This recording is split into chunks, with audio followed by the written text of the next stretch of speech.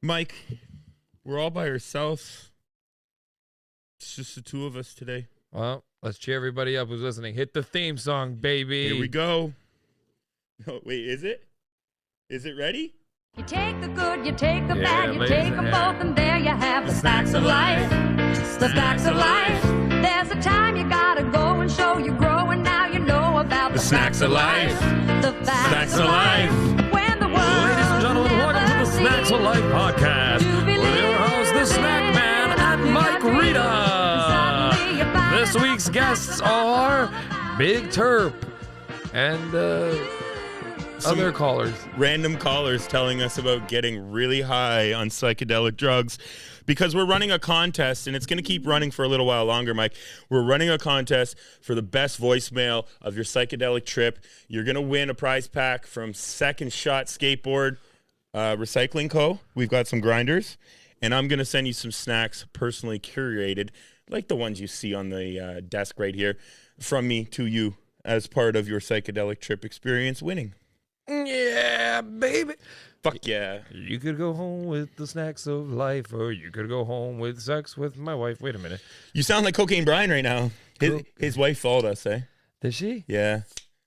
I almost slid in her DMs until I realized it was Cocaine Brian's wife. Cocaine Brian, can you believe he's married? I can't. No. I can. He's very charming. He's charming in that, like, you know, like I used to wear a helmet. Now I've made it. You know what I'm saying? I feel like he can be charming. Yeah. In like the has a list of people he's gonna murder beside his bed way. It's not even beside his bed. He keeps it tattooed just under his long sleeve shirts on his wrist. It's not on his fridge. Every morning he sees it.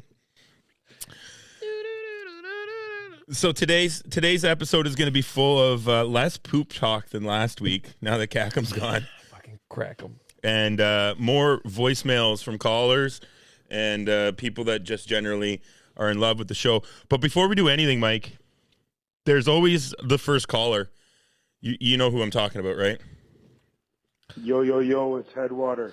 Every fucking week, Headwater calls, eh? That steals his soul. Wow. He can't breathe for like 5 minutes. Wow. It's hilarious.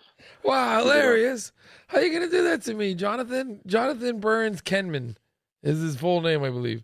Really?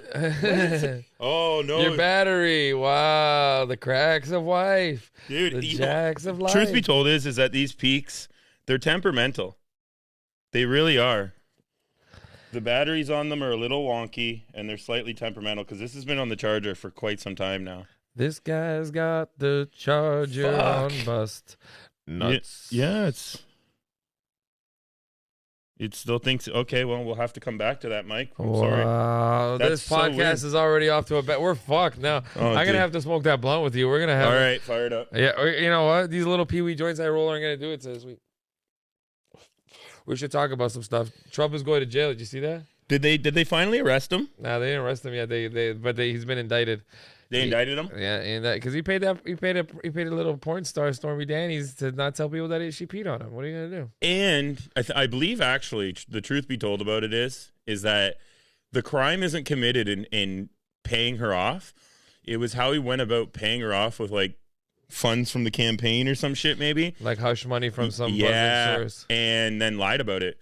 You know, this is the thing I loved about Rob Ford is rest in peace, Rob Ford. Rest in peace. To I actually have a signed picture to me of Rob Ford. Sixth God? Is he an official sixth God? Fuck yeah, right. Rob Ford's a sixth God, right? He's like Buddha of six gods. Wow, him, Santa Claus, and then the guy who yells "Believe" at Young and Dundas. Like. We're pretty sure Russell Oliver was in that gang with Rob Ford too, right? No choice. Russell Oliver's there. The Harold, the jewelry buyer, is a sixth god. Leo from Frank Leo Real Estate has got to be a sixth god. What about Superfan Nav? Oh, he was goated by everybody, bro. That guy during that run, that guy's kids are goated. He gets sponsorships now. Like he's already got enough money. He owns a Hyundai dealer. Yeah. He gets sponsorships now through the Raptors to take other fans' places and shit. Like he has like a fucking McCain sponsorship. Get your French fries and tell no lies. I'm the snack man. He calls himself the snack man. Going, You better not. no, Fucking better not. Leave that for me, bro. snack man. Oh, I'm your snack man. Okay, so on the fucking topic of snacks, this is a really fucking creepy call that we got on the voicemail. I've set us up for this All right. because I'm encouraging everybody to call. Yeah, when you say everybody, that's the problem, bro. And I just put thank God I'm not putting your phone number or my phone number out there. It's just a random phone number that we can ditch at any point. But yeah, it's pretty public. So we've had some weirdos. Case in point, this one. Oh, just eating some snacks. Oh, I like read a podcast. The snacks are good. Oh, I like What's the microdose. Dicks. And Potato chips. Extra salty. extra salty potato chip dick? I love salty dick. He's choking on the dicks right now. Oh, I like read a podcast. Cook that. Snack man. Mike read a podcast. Snacks. Microdose. Let's smoke some salvia and jerk off. I don't think that counts as a salvia trip, and you will not be entered into the contest. I don't know what the fuck that call was, and I hope all of our callers know that going forward, we'd like to open up a contest in the comments. What was that person eating, bro? I heard a wrapper, and I heard very thick, like chewing, like molasses. That guy was mowing down Nutella spoon. I think he was eating a Snickers, and hopefully when he was done, Yeah. he won't be so fucked up. Bro, a Snickers, like, I know. Why does that go to my mind, too? That chewing style. I just feel like he was hungry, and that call was mid-hunger. And at the end of it, he's probably going to be a little bit ashamed of that call. Because that was... Nah, that guy's going to be hard as fuck that he went first. We did. Well, Headwater went first, but the dabs are still... I don't know, man. These peak batteries are dog shit. And I'm going to be honest with you. They've been dog shit since the beginning. Oh, wow. Yeah, This guy's taking a shot at Puffco Peak. Send us a new one, man. Has Puffco been goated in the weed community for its versatility? You know, they got knocked off pretty quickly. And they did get a lot of hate at the beginning for how expensive they were. Like 5-6 bills coming out the gate? Out the gate, they were a little pricey. I'm going to say this. Versatility, travel. Puffco is a great device. Yeah. Puffco will never make you regret taking a dab like a torch and a banger will. Never have I ever won. I'll regret not taking a bigger dab on a Puffco somehow. Like sometimes you take a blue or a green and you're like, I should have been a red. I was feeling it. Yeah. I could have took it. Yeah. But you're right. You never take a hot dab where you're at, like, where your eyes hurt, you're sweating, your kids are asking if you're all right. People are offering you water.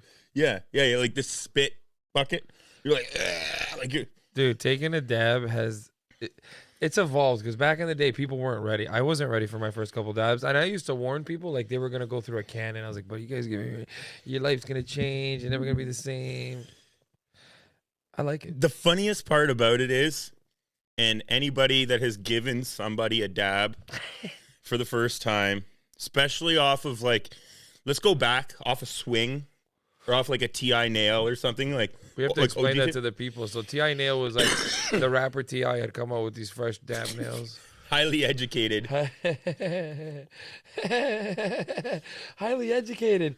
What happened to Shortly that? after 24s came out, T.I. decided to diversify his portfolio from Tiny and his prostitution ring into weed dabs. Yeah, what was that guy running again? Him and Changi. I don't know. I don't know if it was Chingy. It was somebody else. Anyway, off a swing, you used to hit the dabs red hot. And Why? We didn't know better? I just don't think we knew better. How funny is that? It would be pretty much red hot. I mean, for the longest time, we were extracting dried weed. And I honestly think that, necessity is the mother of all inventions, they say. Somebody really smart, not me, said that. Might have been me. Could have been you. I think that the way we found out that you can extract live weed is from somebody being super impatient. And just being like, fuck it, let's go for it. Use the weed like it is right now, bro. Trichomes are on it. Yeah, there's a possibility there was some real scientists involved, but I don't think so. I don't think so. I think it was just trial and error. To use live plant. Yeah, like Frozen life, Yeah, man. yeah. I'll tell you what it was. You know, it could have been I don't taken even from want that. Bro, one rip of a blunt sends me to the moon. Do you remember when you did comedy on the blunts the other night? You killed it. Where were we? We were at the Circle Theater in Alliston, Ontario. Oh, yeah. Shout out. That's right, bro. Shout out the Circle. They were nice. Good crowd. I had some fans there. People who went to high school with me who live in Alliston now. They're like, hey, we all came out as a group. I was like, shut the fuck up. Somebody hit me up in the DMs, if you recall. They were there with 12 people. Me and Mike were chilling after the show, and someone hit me up to say that they saw me at Mike's show, and they were trying to come smoke a blunt with us. Near Standing O at the fucking Circle Theater, these people were in hysterics ready to carry me out. And this guy gets the fucking, hey, you guys killed it tonight message. The first Mike's like, what the fuck? How did they even know you were there? Like, kind of easy to spot. I was wearing. We made an entrance. Somehow. We did. Like, we didn't even do it on purpose. It was, yeah. And he even pointed it out. He's like, there's our headliner. I didn't even meet you. I was going to just sneak in through the back. And he's like, there he is, our headliner. I'm like, hello. I would like to say, though, that when I entered the Circle Theater for the first time in my life, I was mistaken for a comic. Nice. You know, because they were like, oh, you're the comics. And you're like, yeah, I'm the headliner. And I just kept my mouth shut. You're like, well, what is this? How far can I go? Dude, some of my friends have mastered it. You become a manager is what that is at that point. Yeah. You're just managing me. I mean, I'm used to my way around backstage. Yeah, you're chill. Yeah, generally. You set up an area with the waters and the blunts. Yeah, I did. The green room was not suffice at the Circle Theater. They need to work on that. But I made it. I set up shop right away. And we were working with a very professional dude that day, John Paul from Breakfast Television. Shout out BT Breakfast Television. Yo, I think I might have beef with that guy now. No. Yeah, because if I'm not mistaken, like the next day or fuck, man, we should pull this up. They did a fucking story on a different snack company. Wow. I'm pretty sure. Like recently. I'm pretty sure that like in the last couple days. Hit up my snack, dude. How you? They did some sort of snack content, and I was like, was it the Asian guy? Was it an Asian dude? I think I saw that. I don't know, man. And whenever I see that stuff, rather than get super insulted about it, I just don't look at it. I get insulted about everything. I take everything personally. What about this? I messaged a booker today because I thought I read a message that said the gig was only whatever. I thought a gig paid $6. It's a good gig. Not a bad gig, but I thought he had offered me more. So I mentioned like, hey, bro, did you write in that message that it's only $6? And he was like, no. What the fuck are you talking about, Mike Rita? And I realized I have to chill out before interacting with normal people. Yeah. I get way too high and way too impulsive. I read the message completely wrong, and the message that I was reading was from last year. I had over scrolled. Your rate went up? Dude, I just over scrolled. The thing with my rate is I'll give you the first one a good, really good rate. Oh, you're like a Coke dealer. First one's cheaper? First one's cheaper because I want to come on and smash for you. Then you're going to make them come when they come back. They want to come back. They want to book me again. I go, double up the re-up. My yesterday's rate is in today's rate. I can't remember who says that. They call that the read-up. The read-up. Yeah, the read-up. You read up. Yeah. Oh, you want show number 2? You got to read up. Bro, the crazy thing is, people don't know, but I still work for the clubs quite a bit. So I do Yuck Yucks comedy clubs on a regular. And when you're doing Yuck Yucks comedy clubs, how do I even talk about this? It's a set rate. No matter how many tickets these people I'm selling for them to come, it's a rate. Because in some towns you do shit, and some towns you do great. Right. So in Burlington this week, if I had put on an independent show, I could have cleaned $2,000. Right. Because I could have sold a shit ton of tickets, but I didn't. I agreed to my set rate, which is pretty much half of that. Yeah. With no risk. Yeah. It's the risk versus like they take all the risk at $9. But also at the same time, consistent work, like you say. That's that right. That way when you go to Winnipeg and you go to Regina and you go to Ottawa and you go to all the the smaller areas, you're hitting London, Ontario, shit like that, you're still making your bread regardless. That's right, bro. So that rate helps out in the shittier towns. Like in the big towns, you're like, I could have killed in Hamilton. I could have done great in Burlington. I could have done. And then you're like, wait a minute. That's right. The reward, bro, making a paycheck doing what you love is way better than chasing the loot. You know what I mean? This is the reason why I don't have a store, Mike. It's tough, bro. It's tough. That sounds like the worst idea ever. Yeah. Like, we'll, tons more money. I did that. I worked, you know, in the car business. Why would you want to spend that much more when the online world is king set right now, bro? Fuck. I would rather be traveling. No kidding, bro. You know what I mean? Imagine being locked out at a storefront for 8 hours a day, no matter what. Imagine even Two having sales. Yeah, imagine even having to deal with somebody else being locked in your storefront. I don't know, man. It just doesn't sound appealing to me. Hi, Ted. Yeah, we had a customer come in and he said his Japanese Pikachu soda tasted a little funny. Explain to him that it's been exported from another country. Okay, and the reason it tastes expensive because it's $13. You know what I do when people complain? I shouldn't say this. I just refund it. Yeah. Yeah. I'm just like, cool. I don't even engage anymore because certain people are that way. Like, for instance, I've had people that, like, I'll ship them a box of, say, cake mix, right? Just like They'll make the cake and it sucks. No, the box will get fucked up, but, like, the cake mix is in a bag inside the box. Yeah. So it's like, were you going to collect the Reese's Pieces brownie mix box forever? Or were you going to use the bag inside that, you know, and they'll message, they'll be like, oh, you know, it came and it was really messed up. And I don't even engage, right? I'm just like, refund, it's sent back to your payment source. Be done with it. That's not a fucking open right for you guys to try to rip off a small business, please. And thank you. You know what I'm saying? Like, I also, on the flip side, have lots of customers that are super fucking cool about things. When I'm really high and I forget to send them something. Okay, something's missing. You're like, oh shit, I'll resend it right now. I've paid out of pocket to send something to somebody overnight that was like, you know, a $3 item that cost me $15 to ship it to somebody just because I felt like a fucking prick, you know? Service, though. It's love of the game versus, you know, love of the bottom end. You know what you got to send them in that point? You got to send them a little bullet in a box and you'd be like, you ever complain again? This is not going to be in this box, but in your head. Straight yes, up, last week you threatened to kill the truth turtle. Yeah, and now you're talking about bullets, man. You got to be careful. This is going to blow up, honestly, and people are going to go back, and they're going to be like, episode 8 and 9.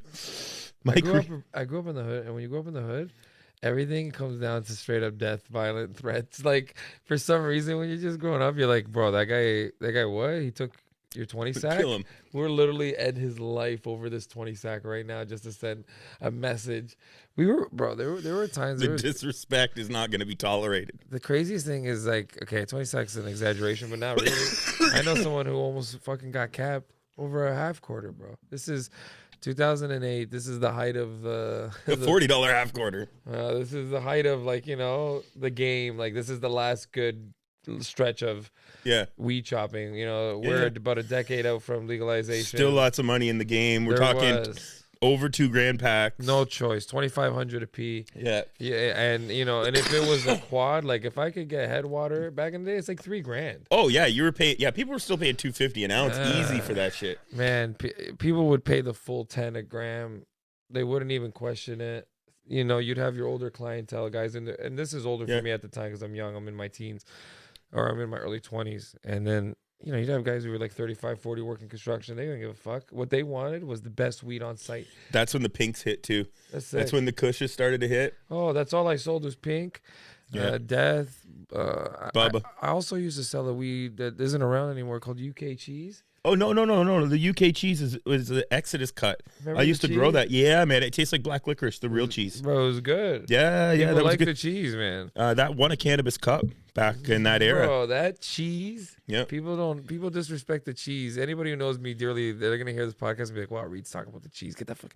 Some people hated it. They didn't want it. They wanted the pink gas instead of the cheese stank. Cheese was a stanky weed. It was a general, real hybrid almost. Yeah. Really right down the middle, like fuck you up and then also give you a boost of energy. Yeah. I used to grow something called the New York Sour Diesel, but it was a Soma cut. Wow, New York Sour Diesel, bro. That exact name. Yep. Yeah, and it was the Soma seeds cut, and it was a fast flowering cut. The other ones went 12 weeks. And man, it used to just murder carbon filters. And again, this is in the era where, like, if you got caught growing weed, you weren't going to get in a ton of trouble, but it's not like today where you could just do whatever you want, right? Wild, Wild West. You know, I can have 110 plants at my house, Rita. No, it's nuts. That's a lot. But at the same time, when you process it, they're cutting down those. Yeah, I heard that. That's big news, actually, folks. Breaking news on the Snacks of Life podcast. Health Canada sucks dick. Limiting the amount of grams each smoker can have per day, meaning how much their grower can grow for them, blah, blah, blah. Yeah, so I know there's people that have licenses that are much larger than mine. Mine's 30 grams a day. And how that came to that conclusion is that I do smoke a lot of concentrates, especially before I had my medication, my needle to help me walk. I was smoking 2-3 grams of concentrates a day. So that's how they justify it. 1 gram of concentrates equals 10 grams of flour. Wow. But there was people that had 50 gram licenses, and now apparently Health Canada is talking about cutting back people's licenses to 25 grams a day. And the truth of the matter is it's because these cocksuckers want to sell you weed. They don't want you to grow weed, just the same way as they didn't want you to make your own alcohol, and why you can't grow your own tobacco. Why you can't have your own gambling house. Why? Because they want their cut. And they want to sell you weed. They don't want you to grow weed. Whether you're sick or not, they don't give a fuck. So, it's all about the competition, right? Oh, you looking at the drinks we got? Yeah, I wanted to see what it was. Yeah. I brought you Prime Energy. Bro, the Logan brothers over there? Logan Paul? Logan Paul, yeah. I brought you the hype shit. You're sick, bro. Yeah. Wow. I was going to bring you the Mr. Beast bar. That's going to be in another episode, man. I got some Mr. Beast shit on deck. You got to bring some. I got to let, bro. I want to buy some too for my kid. I swear to God. How dare you insult me with this, Mr. Reader? I bring my daughter a Mr. Beast bar. I'm the coolest dad she ever friggin'. I had a Mr. Beast burger when I was in Massachusetts, and I just sent her the picture of the wrapper. She nearly had a meltdown. Like, what the fuck? Did they actually have a location in Massachusetts? You have to order on Uber Eats. Uber Eats. So Mr. Beast is a fucking gangster because unlike Dobbernick, dude, who's making a pizzeria for real, Mr. Beast just makes burgers out of ghost kitchens in fancy packaging, and it's all only on Uber Eats and delivery services. There's not an actual place that I believe, someone will correct us, but I don't think there's an actual Mr. Beast restaurant at all. I think there's one in Toronto. An actual Mr. Beast restaurant? I was under the impression you could only get it Uber Eats. In Toronto? Right here. All right. Fuck. I wish we could just ask her. I need to get my Alexa in this bitch. Yeah, that would be cool, man. No, if you guys don't know Mr. Beast, I don't know how the fuck you've ever avoided this guy in your 10 years on the internet. This guy's insane. He does some of the greatest videos in internet history. I think that's arguable. He did one right now, I think. It could have been old. I was just searching YouTube, but I think it's current. Last person to have their hands on, the cool keep your hand on the thing. Last person to keep their hands on the $1 million. Sheesh. There's a company out west that sells RV parts. Mr. Beast Burger that sells RV parts that did that. Toronto, Yeah, you're right there, Toronto, Yonge Street. I stand corrected. No, see, look, order food delivery, takeout online for Mr. Beast Burger. Yeah. See, It's all on Skip the Dishes, bro. There's no actual that address looks like it's Holy Cow. Holy Chuck? Who's the burger joint at that address? Oh, yeah. Like 1940 Yonge Street, that's all the way at the top there, bro. That's like... So I still am under the same impression that there isn't an actual... Look at that. See, 2444 Yonge Street. Probably that's up No, there. see, it says dine in. What the fuck? Okay, it's got a picture. Fuck yeah, Google Street View. Creepiest shit on earth, but... It might be an old picture because this would be a newer restaurant. And if you've tried the Mr. Beast burger, I tried it. It was actually fucking decent. I've heard nothing but good things about it. I'm not gonna lie, like it was good. I would look. Is that Holy Chuck, bro? Is that the bagel place right there? If that's Bagel House, bro, that's Holy Chuck. Is their secret burger place? Well, this address... Look, there it is, Holy Chuck, bro. Swear, I might not be. I might be getting high right now. There's an Oh, it's Osmos. Osmos. There's a Canada Computers. There's an optical place. Let's go to the other side. It's the exact area. That's Look, what it it's is. just a food truck, bro. There's no real Mr. Beast. Okay, so that area that he's in, I go there all the time to go get Belly Buster subs. Yeah. You ever fuck with Belly Buster subs? No, it sounds good, though. Oh, man. Anybody listening right now who knows Belly Buster subs on Young and fucking Lawrence, you know what it is. Best subs in Toronto, hands down, no choice. Crispy bacon. Shout out to those Mediterranean fucks in there. Okay, I can't remember their names right now, bro. But the old dude with the nephews and the sons, they're all amazing. Facts. Bro. Belly Buster. Belly, but not Free the King plug. Street, not King on Spadina. Fuck that secondary location. Young and Lawrence. You got to bro. go with the OG. Oh my god, bro. Anybody who goes to Toronto doesn't try the OG Batondos, the OG California sandwiches. You guys are fucked, man. The OG San Francisco sandwiches, but it's under new ownership. Really? New bonership, yeah. You want to do another voicemail? Yeah. All right. We should Uber Eats McDonald's to the fucking house. Yo, I was trying to get McDonald's to fucking give us McDelivery and promote it and shit, but you can't get McDelivery here. I know, and it's right there. This whole town. Bush League. Yeah, I was like, wow, this whole town. All right, let's get to another message. Okay, do you want a snack packer or somebody we don't know who it is playing a voice? Random. Is this the Mike Rita podcast? Looking for a Mike Rita's podcast? Sharif Akash, Akaya. What the fuck's with everyone calling it the Mike Rita podcast? Like, I'm fucking not here. I gotta tell you what it is. You're too famous. The name Mike Rita is so catchy, subconsciously, that they just want. People have been calling me Mike Rita, not just Mike, not just Rita. It's Mike Rita. It's like Mike Rita. Kramer, but it's two names. Bro, people call me Mike Rita like it's one name. Yo, Mike Rita. It's Mike Rita. Mike Rita. Mike Rita. Rita. Mike Rita. Sounds like a drink. Mike-a-Ritas. The Mike-a-Ritas. I thought Snack Man was fucking catchy, but Mike Rita's pretty catchy. People call it the Elton John of Canadian comedy names, bro. I don't know. Wow, that's a big... So can I be the prince of snack names then? Formerly known as. Formerly known as Edward, now known as Snack Man. Tedward, bro. Tedward. You didn't even know my name for the longest time. Most people don't. They just called me Snacks. What do I have on my phone? Edward Mayerson? Snackman? Edward Snackman. Edward Snackman. Yeah, that's exactly how you have it written But you have down. to say it like it's old fancy English. Edward Snackman the third. Man, thank God we have this beautiful sponsor, Liquid Death. Because the way we're smoking, we're just pounding these waters. It's Liquid keeping us... Death fucks me up every week. Every week I go home, and every week my wife thinks I've been drinking alcohol. And every week I gotta put her in a place, make a sandwich, and get me my water. And then she says, make you a sandwich. Why don't you make a sandwich, you fucking slice it turkey? And then we make passionate love on a can of Liquid Death. Rage Sax is good. I had to go to therapy for it. Addicted? Just to the rage part, not the sex. I was angry. Okay. Are you an angry guy? I'm if I'm not talking, so if we're in a situation and I'm not saying anything, I'm really pissed off. And then I let it go, and I let it go, and I mentally am giving people strikes, and then I snap. And I think it was Dave Chappelle famously said, your mother said sticks and stones would break your bones, but names would never hurt you. The bitch never met me. Because I will say some shit that'll make you wish I broke your bones with sticks and fucking stones.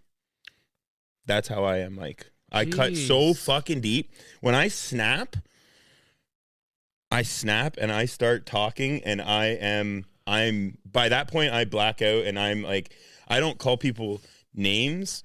I get really personal, and I get really deep, and I cut deep, and then I usually am not friends anymore. I can't be friends with somebody after you cut deep. I give opportunity, and I The give jugular goal, and then right? I don't want to make the comparison because I've owned these dogs and I love them, but I'm very much what people would say is the typical pit bull, in a sense that, like, I don't bark, and then I fuck shit up. You know what I mean? I'm the guy that I've had people threaten to fight me and want to fight me, and by the time I'm done talking, they just want to get the fuck away from me. A lot of people get in my DMs about fighting you. About fighting me? Yeah, they're like, sick. They're like, send the snack man my way, bro. I got a ring, I got gloves. If you could fight anybody in the world, who's it gonna be? If I could fight anybody Not in the including world. your exes or her boyfriends. Oh, I don't care about any of that. Snack man laying it down. I want Fuck you, to. I want to fight Bob Barker because I want to recreate the fucking Happy Gilmore fucking scene. He beats him up. I know, but I just love that movie. It's my favorite movie, You're and gonna like get beat up by the old man. I would love to take a shot from Bob Barker. What's this famous line there? What's something now? The price is right, bitch. Yeah, the price is wrong, bitch. Yeah. What a great movie. The way he says bitch, there's a thing there. The price is wrong, bitch. Yeah, perfect. Bitch. Bob Barker's still alive, right? Wow. Let's see. Okay. I'm gonna say yeah. I don't remember the big Bob Barker tribute. We would have had there. He would have been on the Emmys, or there would have been something. How old is Bob Barker? 99. Holy shit! Bob Barker is 99. Still alive Does he turn 100? He turns 100 this year. this year.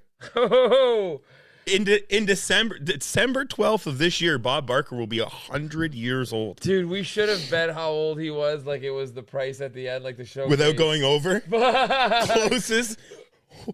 Yeah, he would have went over 100, and I would have said $1, Bob. Oh, you're fucked. How you gonna do me like that, bro? How you gonna Bob Barker me like that, bro? You have to. How many times do you think he's been the victim of a hoax? A death hoax? Every day someone calls, Bob, I heard you dead. Did you see there was a viral trend a few months ago where people were like calling their parents and telling them their favorite celebrity died even though they didn't? And recording even their though reaction? They died years before. I think that was the thing. They would call and say dead celebrities that had been dead for years. So The one I saw, they were saying things like Sheryl Crow had died and like No, fucking that's people that were totally alive. Dude, I saw one that was really funny. That was like it was like a compilation of people saying like dead celebrities that had been dead for a while. And one of my favorites is like, Mom, John Lennon's dead. And the mom goes, No, not John Lennon. And the kid goes, Yeah, Can you believe it? And he's really leaning in, and the mom is like, Oh my God, he was one of the best. And I always loved him. And then it's like, Mom, he's been dead for like 50 years. And I was like, Oh yeah. And you could see like in her face, like, Oh my God, dude, there was a couple of them that were really good, man. Yeah, the John Lennon one was, Mom, you're not gonna believe it died. Oh, dude, I knocked over the peak. Hit that thing up, bro. See if that thing. All right, let's try this stupid fucking peak. Bro, Puffco, come on. Here, let's bro. listen Don't to let another voicemail, okay? Okay. All right. You try to get the peak on. Levi James here. Oh, Backpacker extraordinaire. Shout out to the snack back. Little fun fact. Once upon a time, you couldn't find 2,4 Vizzies in Canada. What's 2 for Fizzies? they're seltzers. Discovery, Barry LCBO, negative. Barry Beer Store, 2,4, in a case, multi-pack, Jeez. no vitamin C. All I'd say about that. This man drove he goes the caca at the end. He drove a half hour away from his house to find a 2,4 of seltzer. I don't even like alcohol. Me neither. I couldn't imagine driving a half an hour for seltzer. Seltzer is what, bro? Like fizzy? Vizzy. It's like it's a brand. Vizzy? Yes, that's correct, sir. I think I've seen them. Oh, dude. I don't know what the fuck's up with this peak. We should have brought. You think our boy who runs the studio's got a torch? We had a bong, but we don't got the piece for the top. Ladies and gentlemen, this week there will be no dabs on the snacks. No. We're not saying that yet. Wow. I'm not giving up on Puffco. Snacks. Puffco repair. Snacks. There's a Puff coil repair guy. Shout out him. He figured out how to fix these things. I gotta hit him back up because this was working last week. I'm a broken man with dreams. We need to do some more dabs. You know who else is on the topic of the snack pack? So we've got Cocaine Brian. Big Terps. Big Terps has called in a couple times since Brian was on. I love Big Terps. So let's go to Terps. Which one should we go to first? You have some this is our Big Terp segment. We're gonna give Big Terp a segment. We need a Big Terp. What you gonna smoke? What you gonna smoke when it's time to talk Big Terp? Big Terp. We can do the burner thing first. See, the average fool go in there and buy a $15 anything, not give a fuck. But the real heads, though, the ones that we know and that we fuck with, they're gonna want the heat. Welcome to the Big Terp Corner, where we shout out to the homie Big Terp, who's just out here in Muskoka holding it down. Big Terp 705. Let's go. He called in with a trip. Okay. Or he just called in like with a regular. And then he called in with some health advice. What do you want first? Okay. Let's start with his trip. Let's start with his trip story. Let's start with this trip. This is Big Terp 705. Hey, Reeds and Snack Man, it's fucking Big Terp out here. I'm just on my way to work in glorious Muskoka. It's fucking 7 a.m. and we're up and at it, ready to get this bread. Anyway, let me talk about my DMT experience. Yeah. Now, I've done DMT a handful of times. I only ever broke through once, and it was the strangest experience I think I've ever had in my life. You see the pause there? Anyone who's done DMT will be like, this is not a normal fucking experience. You know, it's going to be strange. So anyway, I had this vial of DMT that a buddy gave me, and every time I would touch it, I would have the worst anxiety ever, like I was about to do cocaine off a landmine or something. Like, that kind of anxiety is like, this shit could just blow up in your face just so bad. Anyway, this fucking DMT trip, I smoke it. I'd waited like 3 years to be able to like get the guts to fucking smoke it. And I do. And I get into this like crystal hallway. Like, it was a hallway with invisible walls, but I could tell there was walls. I could tell there was room, and the background was like literally just outer space. Like, I was just floating in space, but in this like crystal hallway.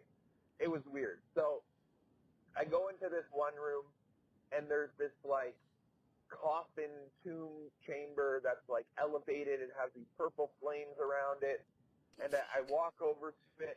And I'm like, know what? Nah, this is too fucking weird. And I left. I went into the next room. In the next room, there was this couple from, like, I don't know, it looked like they were from the 50s or something. And they had this baby in their hand. And this baby was crying and crying and crying. And I'm assuming it was the dad, took the baby and put it in this, like, wire trash can, and they were just so happy about it. And I didn't know what it meant. I still don't know what the fuck that means. But there was this couple from the 50s. They put this baby in a trash can. It was weird. So then I go to the next room, and it was just full of hanging animals. And I was like, what the fuck does this mean? And I just noped out of there. I didn't want to deal with it, so I just fucking said no. And then I just opened my eyes, and I was just stupid high for the last, like, I don't know, 4 or 5 minutes, however it lasts. Total, I think I was in there for about maybe 10 minutes, but it felt like days. Anyway, that was my fucking weird DMT experience. You got the fucking burial chamber. You got the hanging animals, like animal carcasses hanging from meat hooks. He's a hunter, too, though. And then the baby in the trash can. What does it mean, guys? I don't fucking know. Okay, Terps. As a PhD psychologist, I have to tell you that the carcass and the baby crying are all related. The 50s image is the idea that your parents wanted you to be this perfect little boy, like the 50s idea. The hanging carts are your legacy as a hunter, and the purple flamed coffin is your love for wrestling in the 90s, and it's The Undertaker. If you had gone to that first coffin, The Undertaker would have came out in Paul Bearer. Well, Paul Bearer would have came in and been like, Terp, get it.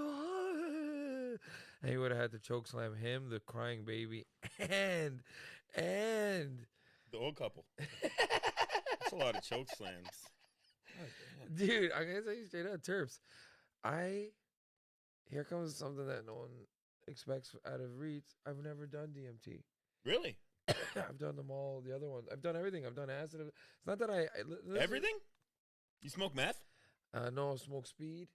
Smoke speed? Crack. I smoked mushrooms once. I never smoked mushrooms. Yeah. I've done. I don't so think you're mushrooms. supposed to do that though. I did so much coke it ruined my life for a few years. Yeah, I did that. That was fun.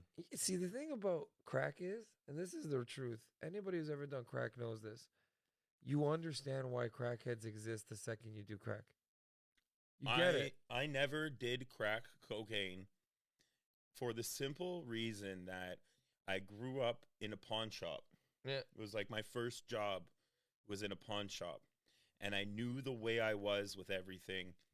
So I've purposely not done those things because I know they're fucking awesome. Nobody is sucking dick over something that's not great. Bro, in the height of my coke life, someone offered me a crack pipe with a loaded hit, and I hit it, and it was unbelievable. It was truly wham, bam, bam, bam, bam, bam, bam, bam, bam, and wham, wham. You're like you're like, holy moly! I'll run through a wall right now. I'll fucking take on a football team. Yeah, I'll throw a cop into a river, bro. I'll pick up a car. Yeah, you really do. You're like, I'm super human, fucked. bro. I could be everything I've ever wanted to be right now. Give me a piece of paper, I'll write a novel. Give me a script, you know what I mean? I mean, there's a lot of really productive crackheads that have come out and they're nuts, bro. Because I'm gonna tell you something. Eventually, that would take over your life. You could never go back to being normal. Like one hit of crack will ruin your life. Kids, don't do that do shit. It. Don't do crack. Your boy Reitz did it in the peak of a really bad part of his life. And just once, and I didn't even light the hit. True story. I just cleared it. There was a little bit left. That's all you need. Like how when you do, like we gave Russ the end of the bong. Yeah, anybody's ever smoked crack, you know, you can smoke crack out of regardless. Most people just smoke it out of a glass. You can't. The stem. That's right. And you do the little, and it pops. Just like people will tell you, it pops. Snap, crackle, pop. Okay, they don't call it crack for nothing. It goes, and you're like, oh my God. Like I remember the craziest part about that is the science to the cocaine to the crack and the difference between cocaine and crack. It's too much, bro. It's weed like, to dabs. It's alcohol to liquor. It's exactly that concentrate where you're like, this is it quicker. Bro, crack is coke without the shitty nose. Okay? Crack is coke without the... You're really not selling it to the kids right now. Yeah, don't do it, kids. Stay the fuck... Listen. I thought about it, and this is just me opening up about a dark time in my life. This is what this is for. I thought about it for probably a month after I did it. True story. Every day, once. And then sometimes it would be like, I'd get lost in the idea, like, well, you could do it and I get it. You know? Like literally, like trying to, like, in your brain trying to be, man, you do it again, bro. Do a real shot. Like, you only talk about a taste, bro. Do a real hit. You're like, that was good. I should try more. No, don't do it. I never did heroin. You know, No. Heroin isn't really a Canadian drug unless you go so West Coast that you're on Hastings. But literally, outside of that weird concentration, everyone does it in pill It's still form. around, dude. There was people that shot cocaine, like that needle cocaine where I was from. That's fucked, man. Yeah. I think it switched over to perks. A lot of people are on the perk. Well, that's what happened. Actually, there was a video recently of a drug addict, and like, you know, that's the thing about the internet is you don't know if this guy's playing a drug addict or he's a drug addict. But he was talking about some tinfoil hat cocaine Brian shit about how all of the heroin left the streets and all of the synthetic fentanyl just overnight popped up, and that all these dope fiends that had spent years of their lives on the streets, we're talking 15 years being a dope fiend every day, all of a sudden they're dying off of fentanyl, and they had been doing heroin for 15 years, but the heroin was gone. And now all there was fentanyl. So they needed something. And it was, you know, and it was crazy. But the fucked up part about this is and you know, we can open up about this as well. About 3 weeks ago, my cousin overdosed. Damn. Yeah. And it's kind of like a weird thing because he lived where I live. Yep. So I would have interactions with him. So, and he wasn't that much older than I am. And we grew up in the same town. A very toxic environment. You don't have to be from Toronto to grow up in a drug-infested town. And anybody that is in anywhere in Canada knows that some small towns, they're really bad. They don't need to have residential housing and ghettos to I would have. say 50% of Canadian small towns are ravaged by drugs, and in America, it's even higher. West Virginia is one of the worst places in America. Bro, you won't believe when you go to America how bad it is, bro. I guess you will because we all watch the television, but man, small towns, drug problems because you got nothing to do. So the drug problem is a big one, and they said that, you know, the heroin that had been around since the 70s is gone, and now it's just fentanyl. And the weird part about drug addicts and junkies is that, you know, the closer you do get to dying, the better the drug. You know, if somebody dies off of something, that there's a lot of people that go to that. that go for that because it's good. That, you know what I mean? It's not that it's tainted. It's really strong. That's how close they're walking to the edge. Every day, right? And so, unfortunately, you know, it hits close to home. Man, straight the fuck up. The junkie life is something that most people don't understand. These people understand that they're falling down, but a lot of times they have nothing else to look forward to. That is what addiction is. You have nothing else to look forward to. And then in these small towns, the dream is gone. A lot of their life has been wasted. Their prime years were spent just getting drunk in fields with their friends, and now they realize, like, fuck, Mary Sue's moved on. I'm here with my parents. The economy in this little town is rough. Bro, like, you know? Unfortunately, the hard part for me with my personal experiences is that my cousin was diagnosed with a curvature of his spine when he was late teens. Fuck. And he had a surgery. So we're talking like early 2000s. He has a rod in his back. And what do? They give him opioids. This is in the raging times, like where all these lawsuits and stuff where they were telling people you won't get addicted and yada, yada, yada, yada, yada, right? Yeah, man, my mom got addicted too. That shit's fucked, bro. And unfortunately, he never came back. And really, it was, I remember, again, my interactions with my cousin was he'd be outside asking for money, in front of the grocery store. You can remember seeing him. The last 2 times I saw my cousin, I was at the Tim Hortons in Midland. Yeah. And he was begging in the drive-thru, asking people for change. And when he got to me, he saw me and he tried to skip past me. Yeah, like, yo. Like, he kind of like, he didn't want to ask me for money. And I was like, yo, what's up, man? And I gave him everything I had. Just here. And there's a part of me that's like, maybe you shouldn't have contributed to it. But then there's a part of me that's like, I use drugs. I smoke weed. And I know that he would have got it anywhere else. And I just hope that that day was an easier day for him, not a harder day. At the end of the day, would you have felt worse giving him the drug, giving him money, or not giving him money? Maybe he bought a meal and some drugs. It didn't matter to me at that moment because it's his money. And I'm again, giving it to you. That's right here.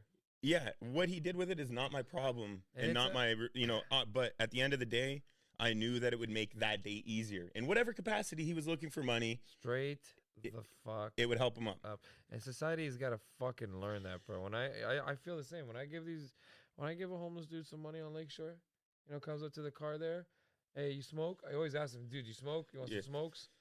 I got a doob, or if I got some weed, here, grab some, because usually I got some weed. Yeah. Give him a little weed, give him a little joint, half a roach, some cigarettes. I got an extra lighter, take the lighter. Yeah. I got $2-3. I do not care. I'll never think of that lighter again. I'll never think of those cigarettes. And I'll never think of those $4 that I gave that guy. That $4 is going to Tim Hortons. Timmy doesn't need it. Yeah. This guy right now, bro, if you gave your cousin $20, that might be his whole night. That's all he needs. He's going to go get a rock. So, and that was it. So the lady comes out and is like giving him shit for begging in the drive-thru.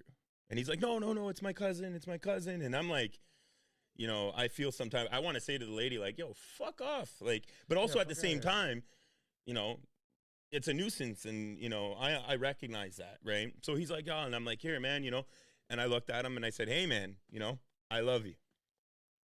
Just like let him know that I still care.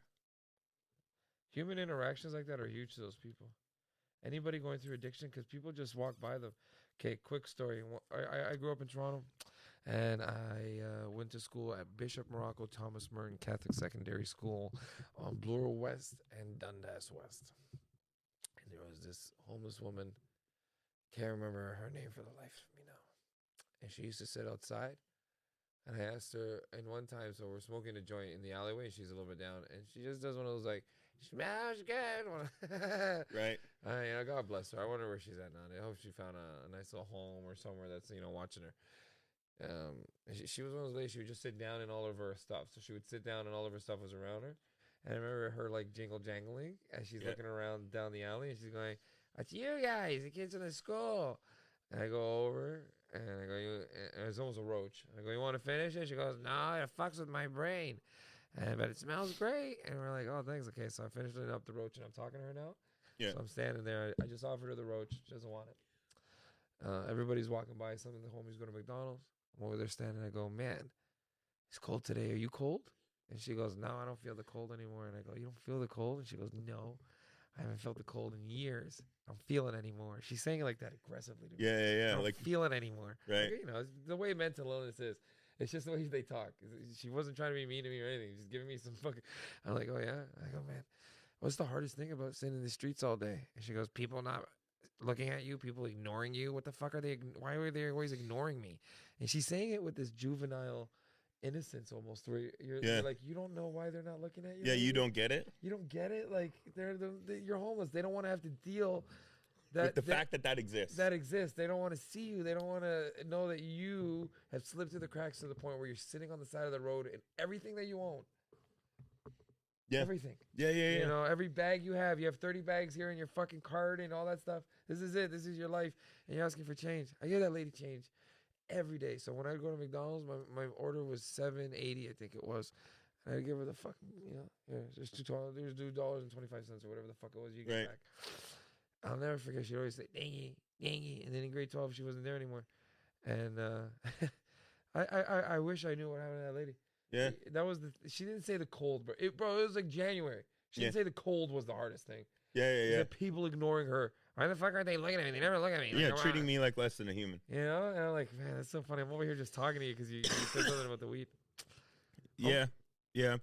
Addiction, but this was the thing. Addiction and mental health are unbelievably, like, bro. They're the same thing, man. For some reason, people pretend like they're not the same thing.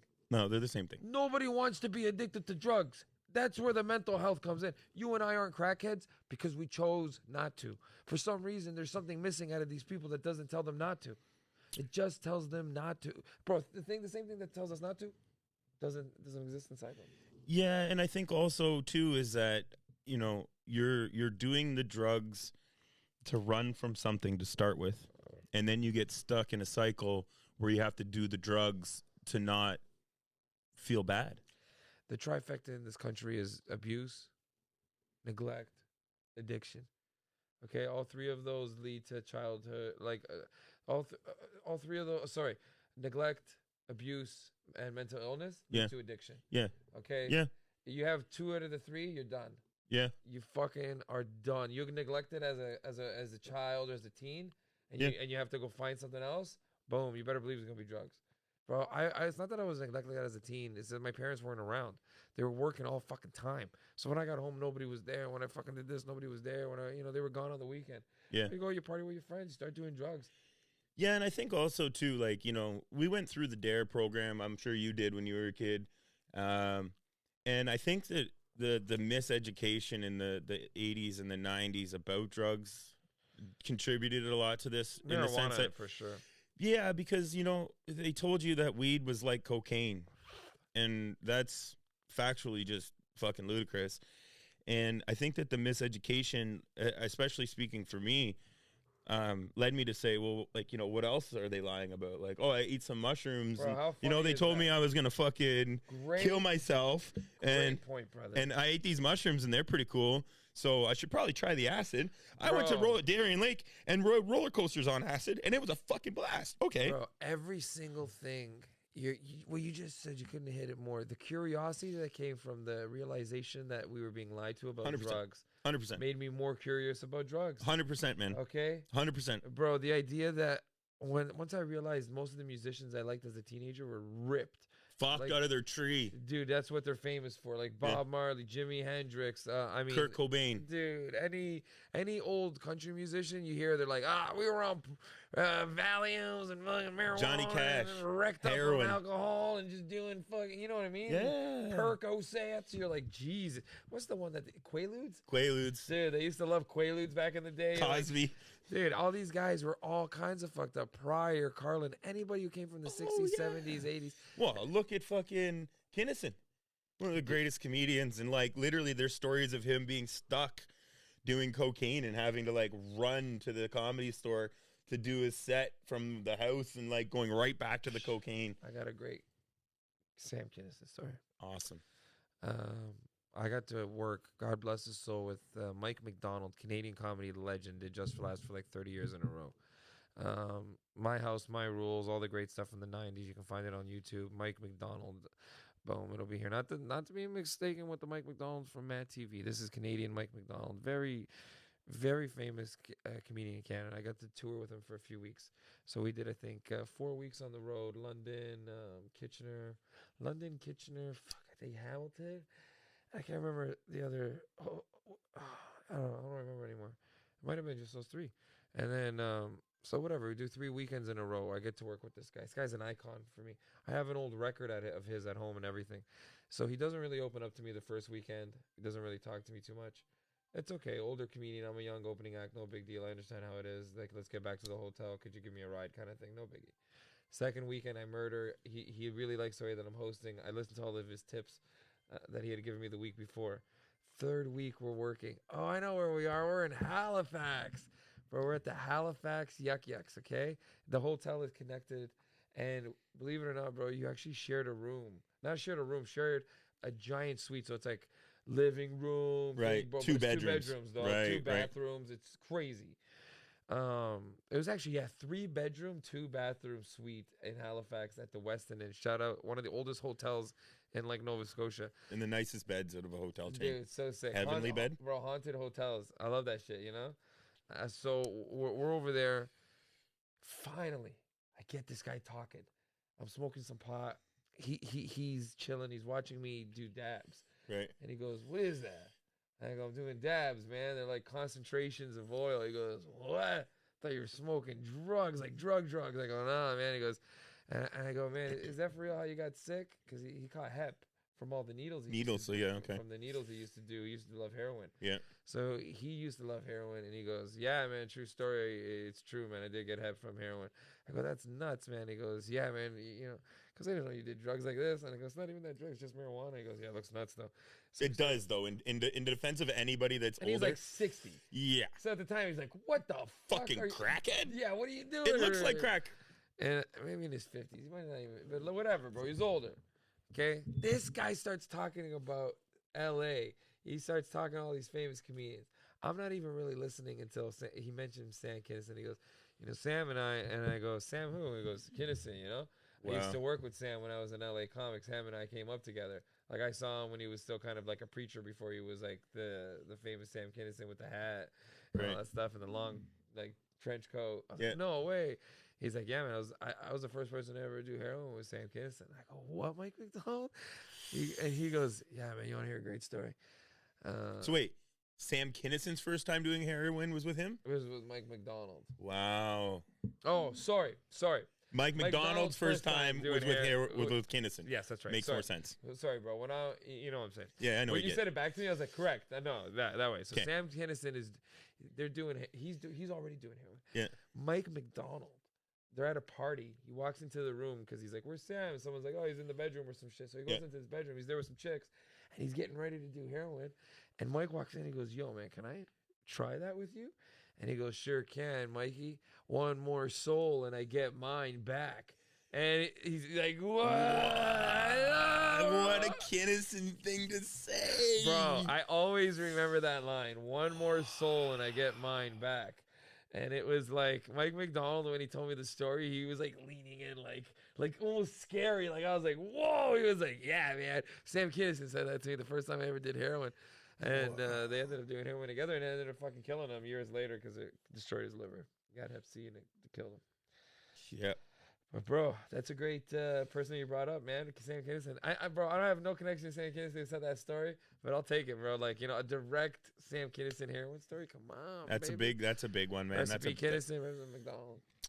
Is McDonald passed away now too? Yeah. So what happened was he got hep C, got a liver transplant, lived an extra 5 years, and died to the day of his diagnosis 5 years later, or his transplant. Either one of those. Yeah. Damn. Pretty crazy shit, bro. Mike McDonald, though, bro, he was like a legend in his day. He was going to be the next big thing. And then something happened. I think he got addicted to drugs, so he kind of became like unworkable because he was just kind of fucked up. And then he had a big resurfacing in the late 90s, but it was already too late. The comedy train had passed. Right. Legend though, man. I have his albums at home. Oh, he autographed my albums and everything. After that Halifax trip, I remember on the last night I knew that I was going to be working with him because our tour was over. Yeah. I go, hey, I got an album. Would it be okay if you autographed it? And he goes, how long have you had that album? And I go, man, I brought it up the first night. He goes, in April? And I go, yeah, man, I brought it out early. And he goes, why are you only asking me now? I go, man, I don't know, I was scared. And his face is like, what the fuck, buddy? You've been lugging this around? Worried about asking me? Yeah, because he hadn't opened up to me, man. And that's the way that it is with older dudes sometimes. I don't give a fuck. It just is what it is. It's old dudes in entertainment. Dude, you know? People in entertainment are like that.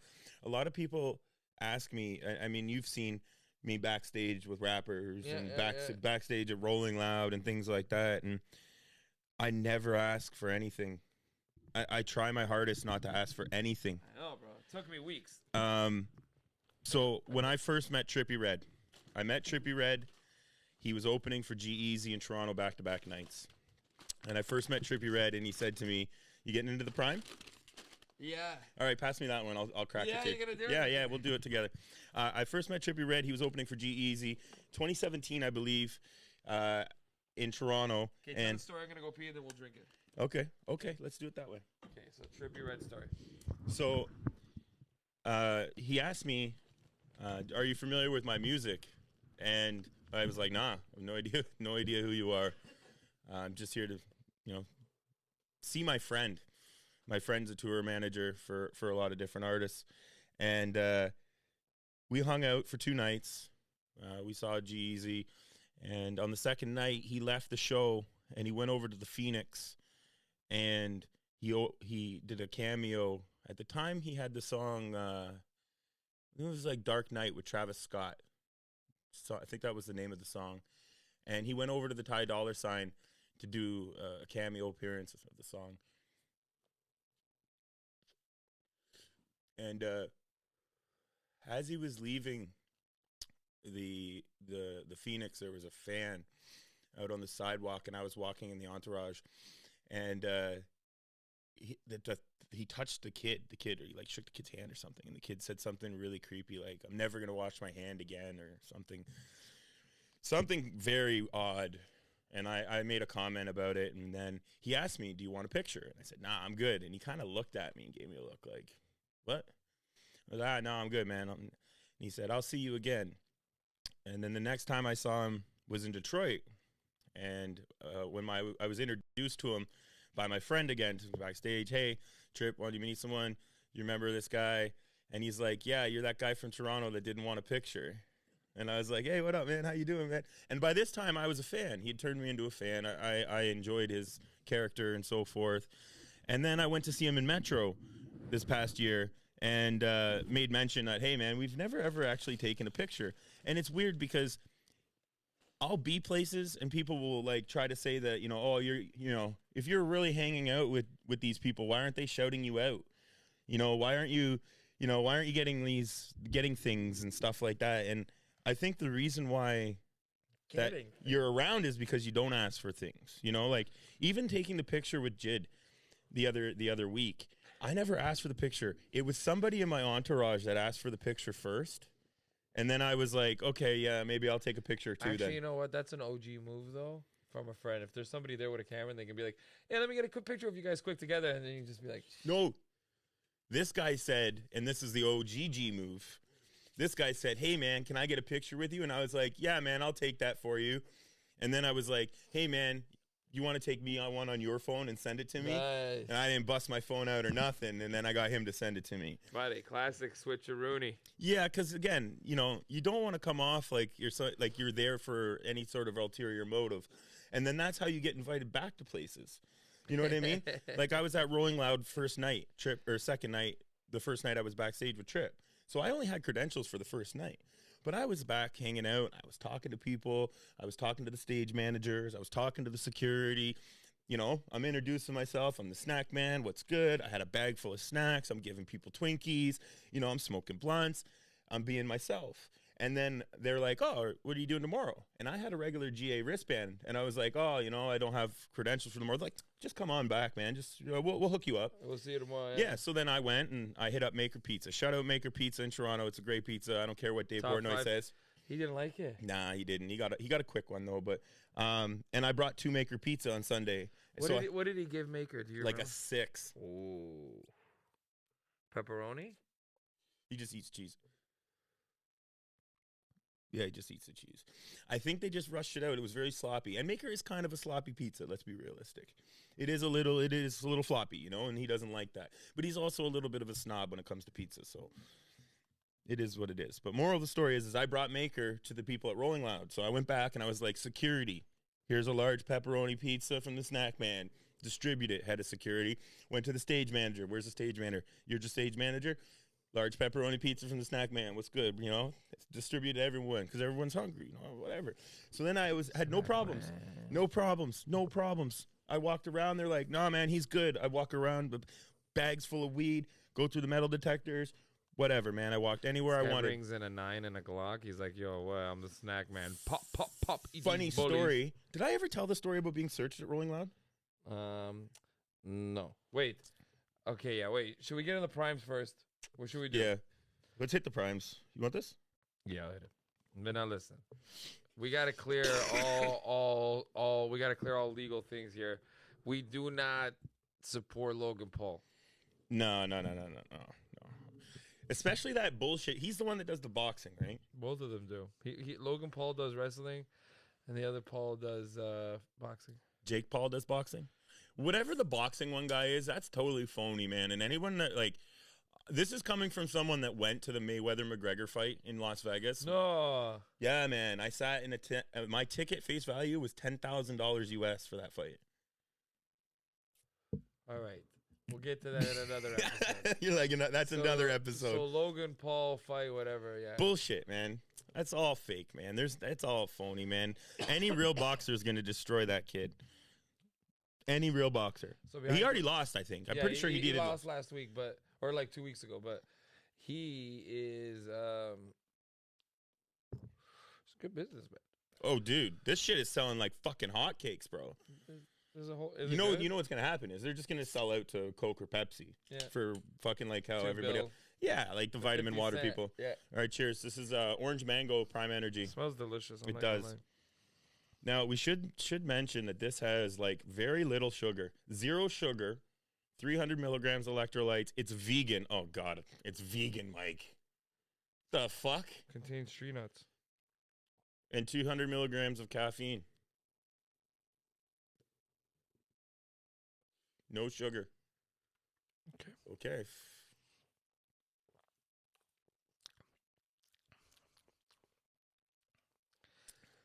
Yeah, that's fine.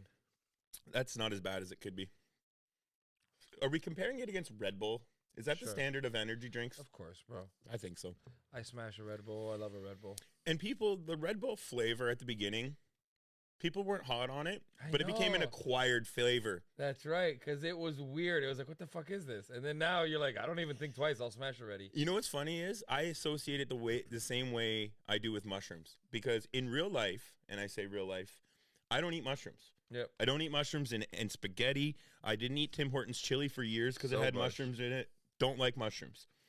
But I chew my mushrooms when I eat magical mushrooms like chewing tobacco. I know. I put them in my lip and I just sit there and I suck on them because somewhere along the line in my teens, I associated the taste of magic mushrooms with just an insanely good time of getting fucked up. How funny is that, huh? Yeah. So I think that's the thing that happened with Red Bull. Everyone was like, ugh, this taste isn't that great. And then they're like, whoa, this shit gives you wings. And then they just kind of associate the Red Bull taste with energy. Which, on another note, I have a friend who got a check from Red Bull for that lawsuit. Do you remember when they got sued for the Wings lawsuit? Alex Just Alex. Shout out Alex Just Alex, a comedian in Las Vegas. He's still grinding out there. That's a friend of mine. He has the guy who also did the Steve-O joke. Yep. Same guy. He has it framed in his office. Red Bull gives you wings lawsuit. He got like $8 for 2 cans of Red Bull or something. Funny ass guy. You should follow him. That's not a Toronto person that people should follow. It's good.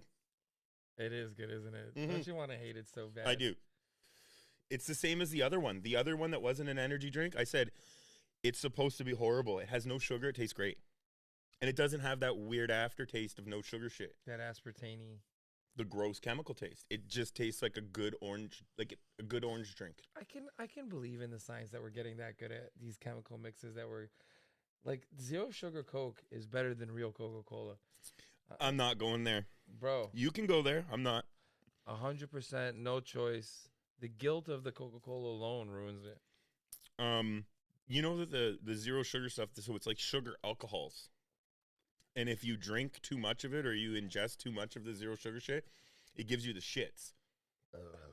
You're not wrong. It takes water out of your system. I have a follower who is diabetic and went a little hard on the zero sugar candy. Bro, zero sugar Coca-Cola, I can smash 4 a day. But if I smash 5 a day, shit. Squirts. Straight squirts. I swear to God, I know that. I'm only telling the listeners this because it's the truth, bro. No cap podcast. No cap podcast, bro. You have 4, and I mean zero sugar, zero caffeine. I don't fuck with none of that. I just want Coca-Cola flavored carbonated liquid. That's all I need. The funny thing is that last week I was editing the podcast and you were comparing the Dr. Pepper and you were like, zero sugar, zero caffeine being a 10, and then you rated the other pop. And I went back and I scrolled back like 3 times as the snack man, and I was like, did this motherfucker just say zero sugar, zero caffeine is the 10 of pop? Yeah. What the fuck? Like, no. For me personally, the cold soda world has been taken over by the gold and black Coca-Cola can, bro. This is insanity, Mike Rita. Bro. You can't. This is insanity. There is no way that the internet will agree with this. Okay. The number 1 pop in the whole world. I'm on death row. Should we should we just go flavor, or are we going like number 1 soda? Soda, bro. Like brands and everything. Like brands and everything. Oh, but you can't do it because you got Jarrito beefs. I got beefs with Doritos. Yeah, you're right. No, fuck. That was Snackman's beef episode 4, I think. Bro, like I'm on death row, and I only got 1 or 2 drinks to choose. You're sans and the caffeine and the sugar on death row? No. I'm not gonna sans. I'm not gonna sans. So it's not a 10. Okay, fair enough then. Okay, it's but for sure strawberry Jarrito, bro. Yeah. Jarrito. The strawberry joint? Or even a fruit punch. Yeah. Or even a fucking orange. Or the lesser pineapple brotherhood, bro. Yeah. All of those. It's all the real sugar is what you're going for. All of those are right there, bro. They're all in their own little, like, conglomerate of perfect soda. Bro, they're just fire. And I don't know if it's because I eat them every time I'm in California with some tacos. And the vibe. Bro, the energy where I'm like, damn, these strawberry Jarritos, these so good, man. I can drink $3 Jarrito right now, man. It's the vibe that you have with the Doritos that makes it. Okay, but bro, real close, like, bro, but I'm telling you, it has to be ice cold, canned, zero sugar, zero caffeine Coca-Cola with the gold cap. Pop, pop. So good. Yeah. Bro, you can drink it at like 3 in the morning and you don't feel nothing. You can just go sleep. I drink water at 3 in the morning, Mike Rita. Are you crazy, bro? That's what I have beside my bed, liquid death. My wife is asleep. My kids are asleep. My dog isn't looking at me and guilting me. The cat's up, though. The cat's up. Bro, first of all, not only is the cat out, the cat's hitting her like bowl to be like, hey, some for me, some for me. I ain't gonna load up this shit. I got them. I usually get them Frisca's treats because they're less addicting. Is that the shaky one with the cat going through the wall and shit? Bro, see, that's the yellow one. I can't remember the name right now. Whiskas? Bro, I think those might be Whiskas. Yeah, whatever the fuck it is. But the yellow bags, like the shaky bags, bro, those are the addicting ones. I can only get those once in a while because if I get them all the time for my cat, they'll stop eating every other food until it's like they'll stand by where the bag is and just be like, yeah. They're like, we know where it's cat crack. Bro, it's cat crack, bro. It's cat crack. It's no good, man. On a side note, like, because this is how this podcast works. Everything is a side note. Yeah. This is like our 7th side note in a row, dude. Sidebar. We could never be lawyers. Do you know, you've obviously heard of the dude that sells exotic catnip, right? No, that's hilarious. Dude, he's based out of around here, and it blew up on the internet. I don't know that, and I vaguely know this story, and I probably shouldn't be saying. He sells like exotic catnip blends, and it's called like weed type names, and he markets it like weed, and like, yeah, dude, it's a whole thing.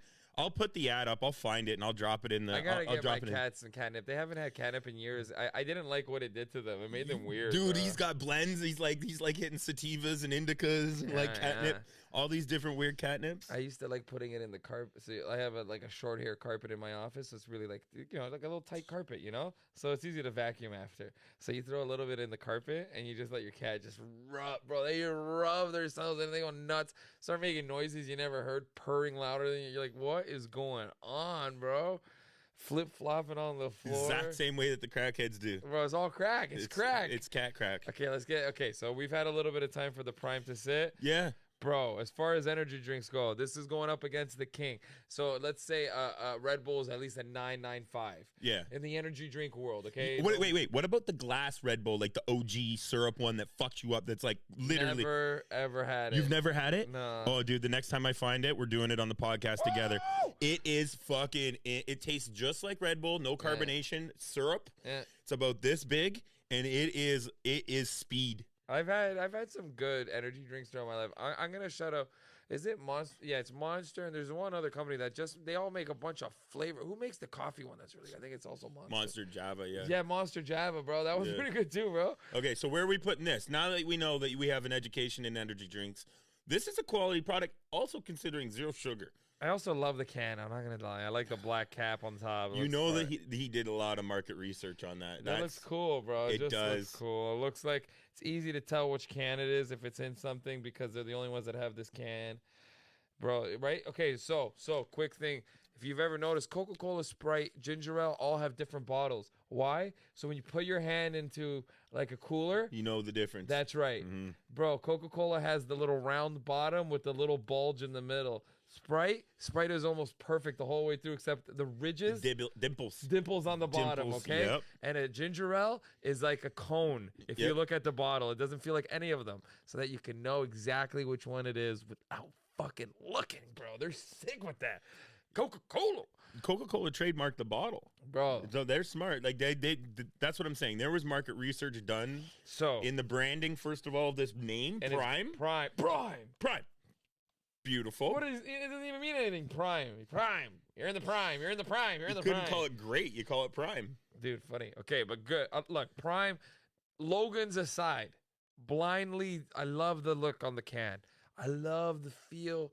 Bro, I'm not even kidding. I know this sounds stupid, but that's part of the review, bro. The can, they did a great job on it.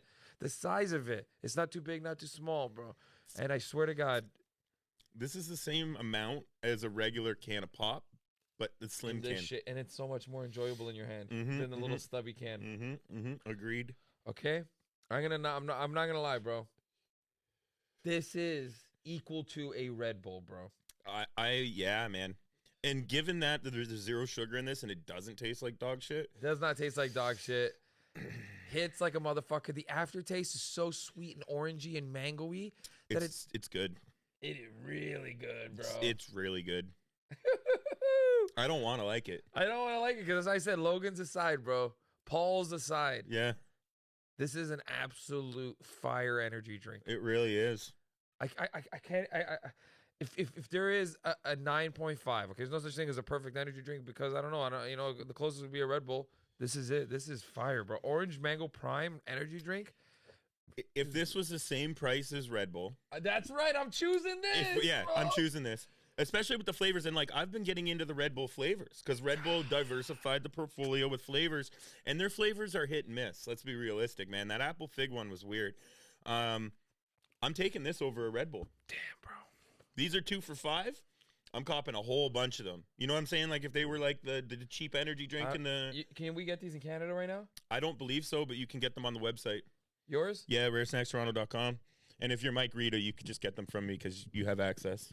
Bro, I'm not even going to lie. These are absolutely fire, bro. And Canada needs to import these right There's now. like 5 flavors. So I believe there's orange, tropical punch, blue raspberry, lemon lime, and like a strawberry. Strawberry? Something like that, maybe. Oh, my. Like strawberry kiwi, maybe? It's like a pink can. I hope it's not watermelon. Watermelon's got to be one of the worst candy flavors in the history of fucking candy. Now you got me questioning myself. Hey, wait. You know what? This is why we have this. Wow, bro. I'm sad that can is over. Guys, this was an experience in a can. This is my new favorite energy drink, and I'm so sad we can't buy this just right now. I can't go to a store. I can't go tomorrow before I go on my gig and just snag one of these, you know? So we got blue raspberry, tropical punch, lemon lime, grape, orange, and ice. No, that's the other one. Sorry. That's not the energy drink. That's just the vitamin hydration. water, yeah. There's the 3 of them. Blue raspberry, tropical punch, lemon lime, orange mango, strawberry, watermelon.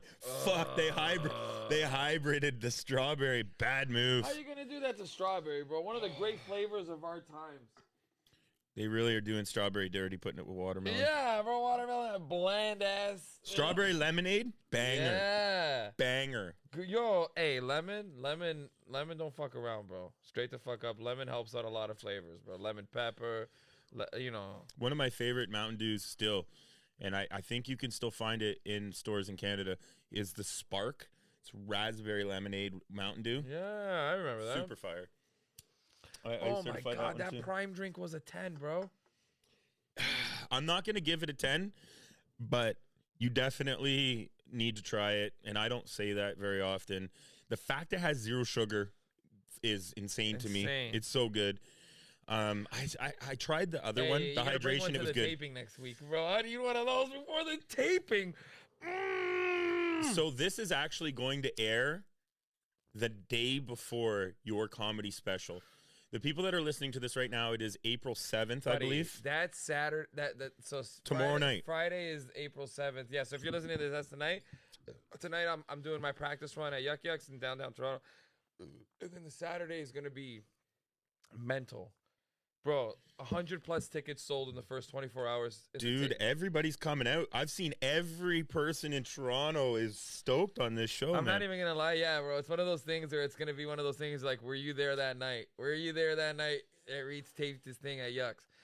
They asked me if we wanted to do the big theater, or the Paradise Theater, or the Yucks. And I was like, man, we're going to do the club. Let's do it. You got to do the club. Bro, it's just a more iconic thing in the city, you know? You got to do the club. You got to do the club. Oh man, I don't even know what the fuck we're gonna call this album. Honestly, man, I'm gonna in a few years I'm also gonna release one called Greatest Hits, and the album cover is gonna be my parents about to hit me. I thought that was a really funny. That's so Adam Sandler-ish. Just my parents just about to lay one on me. That's so. Sandler just got an award. He's going on tour too. I wish. Oh, we're gonna go watch that, bro. He's gonna come here. We're gonna. He's got it. Yes, that's gonna be crazy. I've seen him perform in the last 10 years. He was at Niagara Falls with Spade. And I didn't watch that. I should have gone to watch that. Yeah, he was it was doing a good the show. Farley tour at that time or whatever, that Netflix thing. Yeah, it was a good. Yeah. That was it. It was a good one. I should have gone to go watch that. Fuck. Yeah, that was a good show. He's out on tour. He just got an award. He just got some sort of Mark Twain award. Good for him. That's the ultimate award in comedy. You only get that after so many, iconic years or a couple decades worth of your shit. Yeah. Jon Stewart, Will Ferrell, guys like that have won it. Chappelle won last year. Yeah, Chappelle, yeah. Think about these names that I'm saying. These are the guys, bro. It's one of those things that I'm happy that they give it to the people while they're alive still, too. It's not one of those, like... dead awards. Oh, there's nothing worse. Worst. Bro, what a great night that is for you. When you're still prime, you're in your 50s and 60s. Like, clearly you've had the great career. Yeah. Okay, bro, here, come sit down. Have a great day. You're going to have a steak dinner cooked by Chef Gordon Ramsay. Yeah. We're all going to roast you a little bit. Very prestigious. Very prestigious, bro. It's nothing like a cheap, like, Sandler can suck my dick. The whole night is like, Adam Sandler. Wow, what a legend. Unbelievable. Can you believe this guy? And then they show a clip of him like, I love you, Mr. Swan, or something. Yeah. And they're like, they're like, this guy's the award winner. Wow, what a great night. Yeah. Who would have thought? When we took off the helmet from when he was a kid, he would have grown up to be this little Jewish boy. Dude, have you ever seen raw, old, uncut crank calls, Adam Sandler? There's like some old videos. I don't even know. You might have taken them off the internet. Of him pre-SNL as like a young dude, or I think it's the first like doing a Jerky Boys type thing? Dude, doing Jerky Boy, because a lot of them were really like kind of fucked up. You're like, wow, dude, I don't know if you're supposed to be on the internet, bro. Early years of the internet, the Newgrounds and the, it was Newgrounds, and what was the other one, bro? Those websites, man, those fucked up websites. I can't remember their names. I mean, Funny or Die is the only one that comes to mind with me that had some great fucking content. Something's World. Oh, DJ's World, BJ's World. Fuck, I'm forgetting the thing. Newgrounds. See, the internet was the Wild West back then. You could post stuff and not, have to worry about the repercussions the next day. It was nuts. Right? You could just find videos of shit that people had found on like, oh man, shout out to the early years of good dark web internet, Faces of Death and all that stuff. Silk Road? Wrecking my Rotten.com, bro. Not Rotten Tomatoes, bro. Rotten. Yeah. Rotten.com, destroying brains of kids in the early 2000s. Show up and just see a sewed up vagina. You're like, ugh. The fuck? And people getting sent 2 girls, 1 cup. Bro, I remember being desensitized. 2 girls, 1 cup. I was like, bro, that ain't shit. And maybe if they sat on the glass and the glass started sparking their ass and then they lit their ass on fire. I don't know if you guys have ever seen Faces of Death. I watched a Russian guy get clipped and then a fucking like thing catch fire while he was not, like, you know what I mean? When I was a kid, I used to pawn a guy's Face of the Death collection, and he had all the snuff videos on VHS. Bro, snuff, back in the day, bro, when they were banned and like that shit. Snuff compilations. Like, Yeah, we're talking dude. 5 hours of Just Russian people getting killed and shit. Bro, people dying, crazy deaths that you couldn't imagine. Yeah. Bro, gruesome. I remember one of the great ones that I ever saw. Really changed my perspective on suicide. Was a guy jumping in like Russia, and this is like early days, so none of the cameras were any good. These were as standard definition fucking camcorders or whatever the person had on them at the time. So most of the time, it's security camera footage. And I'll never forget this though. Guy jumps off like a building somewhere in Russia, solid like 14 stories. And when I thought he was gonna hit the ground, I thought he was gonna stop and just land on the ground. Yeah, you thought there was going to be some sort of Marvel trick? No, there's just a thing, bro. When he lands on the ground, there's no splat. He bounced. Like, he hit the ground and he bounced up like 4 or 5 feet and then he came back down again like a ball. And it was like, whoa, that's what happens when you jump off a building, bro? You don't splat. Unless you land in like some sort of splatable top of a car. Position or something. Bro, this guy landed like shoulder and head and then rolled and then came right back up, Like bro. he was actually trying to do parkour. Bro, hardcore parkour, bro. Super hardcore parkour. You know, and it was one of those things where I just could not believe, like, early internet was ruthless. All you had to do was click on this thing that said, you are 18. Yeah. Are you 18? There was no... Yes, I'm 18. When I first got an eBay account, all you needed was an email address. There was no security or anything to sell stuff on eBay. True story. I was in high school, and I used to sell on eBay pre 9/11, so 97 through basically 9/11 is when I was like, yeah, maybe this isn't a great idea. I used to sell on eBay on a floppy disk, 3.5-inch floppy disk, the Anarchist Cookbook and the Terrorist Handbook in text files. Very nice. And I would sell them for like $15 American, and I would just get, and it was like mail order. People would send money orders, and I did it for years. That book, no? Oh yeah, you could still find it on the internet, but like eBay for sure as fuck wasn't letting you sell something like that after 9/11. And like there was literally how to make bombs and like crazy fucking shit that you could just find on the internet in text files. I remember going to the pharmacy and taking saltpeter that you can just buy at the pharmacy and mixing it with sugar and making smoke bombs and like smoking out an entire fucking block of our town. What's saltpeter? It's like it's a thing you can buy at the pharmacy. It's like, it's a chemical, but like I think they take it to like so that you don't eat. We should look it up. I think it's so you like guys take it so their dick doesn't get hard. Doesn't. Who's got that problem, bro? I mean, you know that like I'm so hot I need to put salt on my pita. Is there any saltpeter? there you go, saltpeter. What the fuck is this stuff? It's a nitrate. Three commonly occurring nitrates distinguished, blah, blah, blah, blah, blah, blah, blah. Saltpeter. What is saltpeter used for? Potassium nitrate. That's what it was. Common food preservative, additive, fertilizer, oxidizer for fireworks and rockets. It's the principal ingredient in gunpowder. Treat asthma, tropical form, sensitive teeth.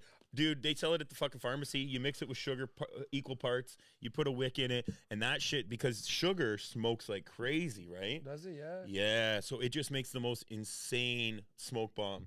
And like it was like at the time it was like $4 for this thing, and yeah, man. So that's how I basically started my online selling career.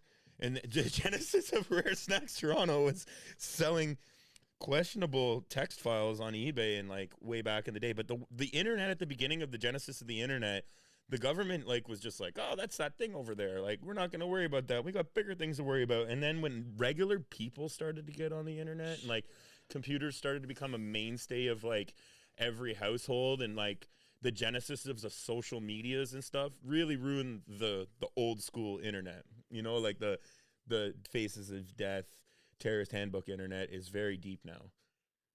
It's too hard to find. I wouldn't even want to do it anymore. I wouldn't even want to try to find it either. I know, you get blacklisted on some sort of fucking weird NRA. I'm worried about fucking, like, I remember there was a time in my life where I said I would never pay for a movie because of the way the internet was with movies, and like you could just download movies and like, you know what I mean? Me and my pirates would ravage the Pirate Bay for any movie we could get. Right? Even if I didn't want to watch it, just to have it downloaded. You were just waiting for DVD screeners to come out at Oscar season that were like perfect quality of movies before they were in the theaters and shit. Was it you and I that had a laugh the other day about fucking people recording like on like camcorders in the movie? This was a huge business where people were selling bootleg movies and shit like that. And now I would be so scared to go on one of those websites and like get a fucking, all of a sudden somebody's trying to sell you Bitcoin mining from the Rare Snacks Toronto account or some shit. You know what I mean? I remember those bootleg videos of somebody recording in the theater, and you'd hear the audience reaction. You'd see a head stand up. yeah, 100%. Dude, nothing better than the head standing up. You're like, I'm in the theater. I don't even. Yeah, the first movie I ever downloaded on the internet was the first Matrix, and I remember it took me like 36 hours to download. True story. Yeah. Dial-up. I had dial-up. My first internet was dial-up. And you couldn't. You had to stay on the internet for 36 hours because if it stopped, you fucked up. And you downloaded The Matrix. It was in the worst format, and it was the most pixelated version of one of the greatest movies ever. The audio was always fucked. Yeah, and like you were so happy because DVD rip. Yeah, XP. It was a different time, the internet at that point now. Bro, I'm trying to think of some of the first shit I ever ripped off the internet, and when I really, really think of it, man, it's such awful, like, weird stuff. I think it was, man, like, honestly, I can't even really think of it because there's so much. I'm trying to go deeper past that. I'm like, oh, that's like 14. That's already too late. I'm in high school. Shut the fuck up. I would have had to. Did you just cocaine Brian us with your ringer? Yeah. But I had to. So first stuff I would have ripped off the internet would have been on Kazaa. That's aging me a little bit. Well, I can age myself even more than that. Oh, Napster? Yeah, dude. So I remember, and this is how I ended up into the Grateful Dead. And how I found the Grateful Dead was I was a very big proponent, and I still am, as everybody knows, of live music. I loved live music. So I remember I got Napster, and I just typed the word live into the search. Yeah. And I started finding, like, Bob Marley concerts. And all of a sudden, I found the Grateful Dead. And there's like, at this point, this is like 1998 or 97, somewhere in that general area. I don't know. I'm old now. But there was already like 5,000 Grateful Dead shows on the internet. And one great thing about the Grateful Dead is, and Dead and Company and any iteration of the Grateful Dead is that no concerts are the same. Like if you go and see Rage Against the Machine in Hamilton, and then you go see them in Toronto, the set list is pretty much the same. They might throw an extra song in there, a different song. There's certain artists that you can go and see, and the set list is exactly the fucking same their entire fucking tour. You can pull up Setlist FM and see it all. Shout out Setlist FM. I'm going to... Fuck. Let me tell this quick story about it. Setlist FM. This is my tip. I never wanted to give away this tip, but I'm going to give it away to the listeners. You're going to go watch a band. You get there. You see that every merch table is fucking rammed. Before the concert, you're like, I don't want to wait in these fucking lines for an hour right now. The concert's going to start. I'm going to miss out just to get a t-shirt. But you go to Set FM and you look at the set and you go, damn, song number 4 and song number 5 suck. I'm not even that big of a fan. Bro, during those songs, piss break. Go pee and you go get your shirt. Because there's nobody there. There's nobody in line. That's the secret, bro. When I went to go watch Old John, I was like, the bitch is back in Philadelphia Freedom. I don't even like those songs. Boom. T-shirts, piss, hot dog, back for fucking Tiny Dancer, baby. Whoa! You know what I mean? Like, I didn't even miss anything. The only problem for me with going to the Dead shows is that I want the poster, and the poster sells out, so you got to stand in the merch line ahead of time. This guy just wants Scarlet Begonia. There's no Begonia. Oh, man. The blues. Do you think that would definitely catch us a YouTube violation if we started jumping into some fucking Dead and Company, Now right? play the live stuff, that's it. Is that allowed, do you think? But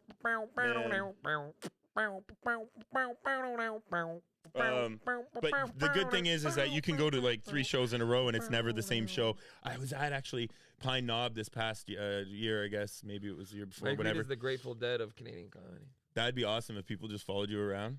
And they set up shop out in front. Everybody, just like a drug market out in front of every Mike Reed of fucking comedy. Because my shows have, like, I do always the greatest hits, but everything in between is always different. Because it's just me fucking around, you know? I thought you were talking about the Shakedown Street that follows you around. Yeah. No, I need deadheads, bro. I need dead reeds.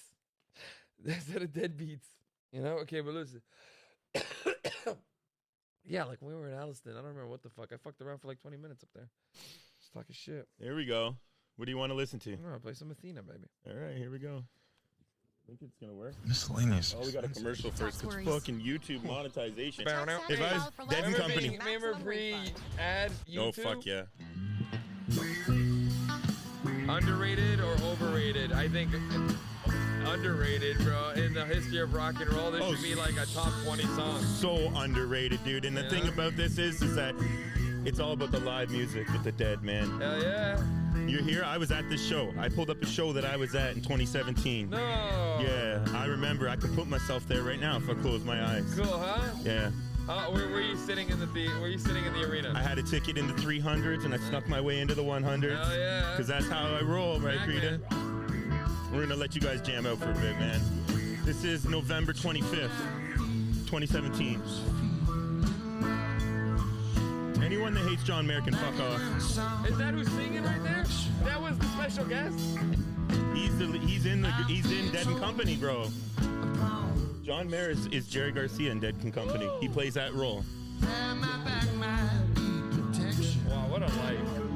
You want to come on tour with me this summer, man? You want to go to a show? I just want to go to a show, yeah. I got tickets. We're going on tour this summer. It's the last tour for Dead and Company this year. Oh. This is the last tour, Mike Rita. So if you want to get on the bus, now's the time. Wow, he does a great job, huh? Almost the same tone as Jerry and everything. John is a great guitarist, and anyone that slanders him is fucking dumb. They have no idea what they're talking about.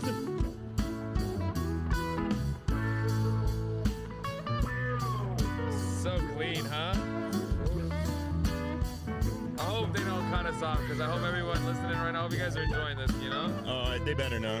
Dude, Athena is such a great song. I used to jam out to the song, get so high as a teenager with my little shitty headphones on.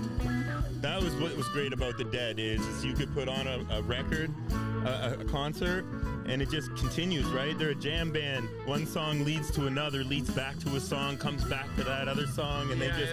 It's all head nods. It's just somebody head nodding another one like we're going back. People spinning, people dancing. You go to a Dead show, you see families, you see children, you see old married couples spinning in circles, kissing each other. Yeah, let's get I'm gonna bring my kids to a fucking Dead show. Oh, dude, that would be hilarious. You gotta go to America, man. You gotta go to America.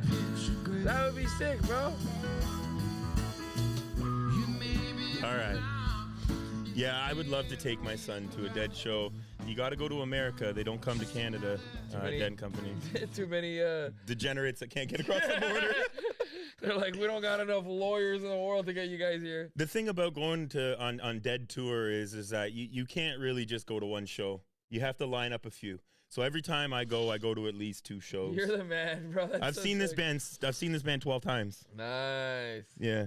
And I would go again and again and again. So this year we're going to go to Pittsburgh. Yeah? Yeah. I'll go with you guys to that. Yeah, we're going to go to Pittsburgh. As long as you're not being famous somewhere, Mike Rita, you have a schedule, you know what I mean? But we'll find a date. We'll find a date when you're not on the road. Middle of the week, we'll make a road trip. And Middle of the reeds. Yeah, have you ever seen Shakedown? Have you ever heard of Shakedown? Do you know what Shakedown Street's about? Shakedown Street is a Grateful Dead cover band that's amazing. Okay, so that Shakedown Street is basically like the dirtiest flea market you've ever been to in your entire life. And it follows the Grateful Dead iterations. How do you say that word?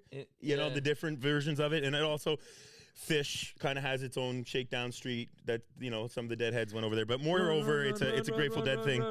And you can openly, so they'll take over the parking lot and they'll say, okay, you know, they love to do outdoor venues. They'll say, oh, doors open at 4. Well, the Deadheads will start lining up at 10 o'clock. No. And they'll cause a traffic jam to the point where they have to let them in the parking lot. And then they set up their tents and they sell everything. People there will be selling Jerry rolls. This is obviously the stay. Grilled cheese is always there.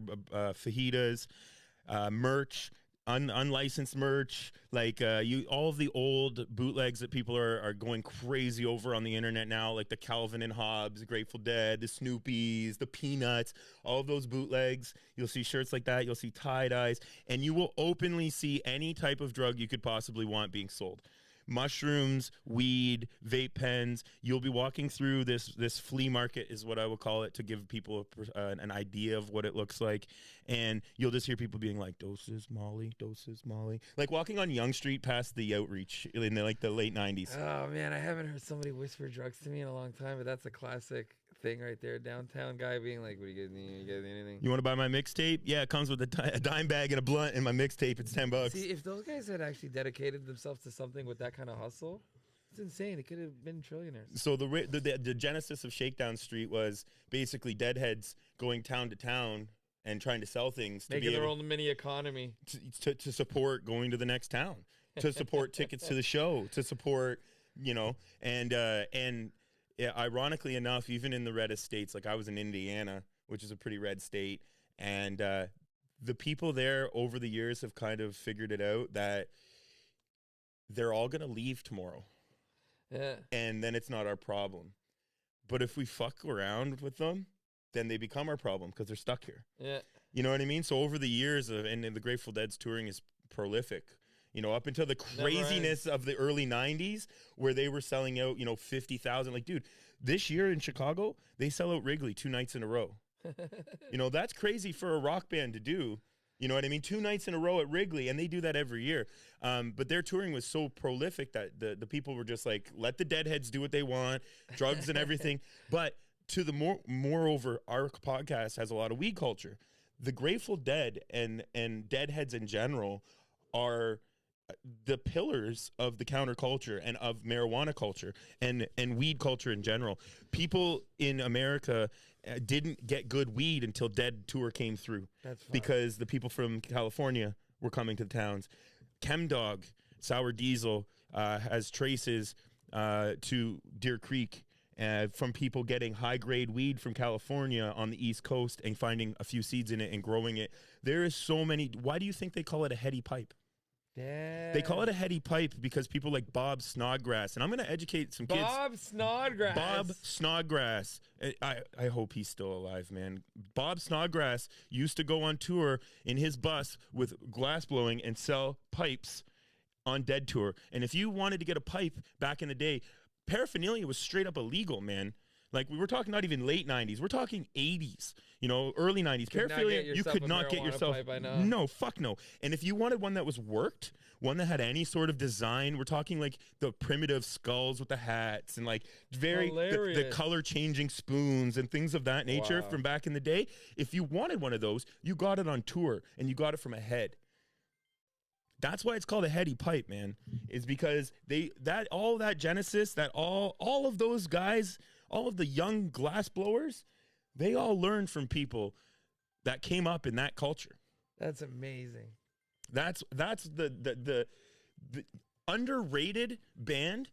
The Grateful Dead is the greatest band in American history. And the reason I say that is because their music will never die. It'll always be played forever. And Bob Weir said one day that he had a out-of-body experience where he saw John Mayer on stage, and they were playing the songs of the Grateful Dead, and John was gray-haired, and he was in Bob's spot. And everybody around him was different, but they were still playing the music, and the music will still live on.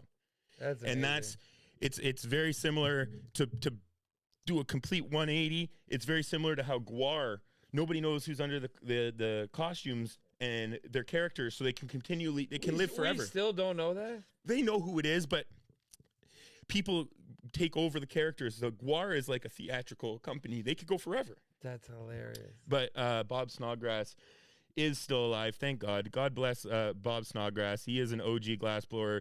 He is probably the pinnacle start of what we know of cannabis glass. He invented Heady. And to Bob Snodgrass's nature, and you'll remember this, glassblowers especially, they're like, you know, they don't want to teach other glassblowers what to do. I know.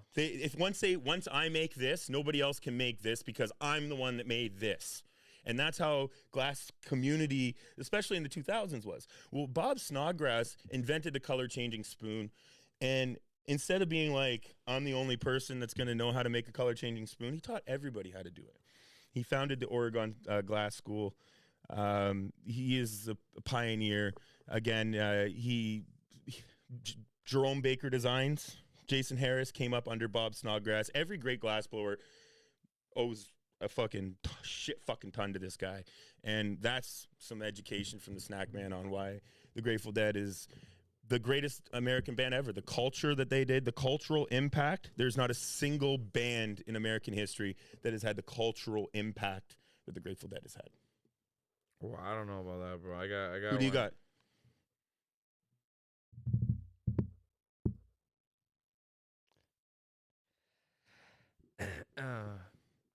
I'm gonna have to throw Smash Mouth or 311.